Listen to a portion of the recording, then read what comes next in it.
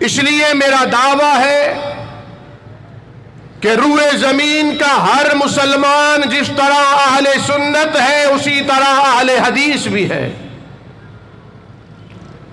کوئی اہل حدیث اپنے سنی ہونے کا انکار نہیں کر سکتا.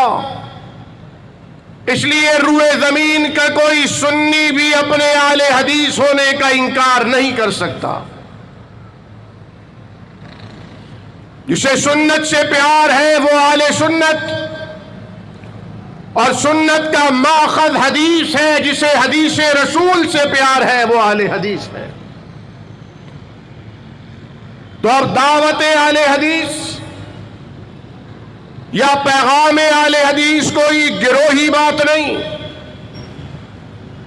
تفرقے اور افتراق کی بات نہیں، بلکہ جو دعوت قرآن کی ہے وہی اہل حدیث کی ہے.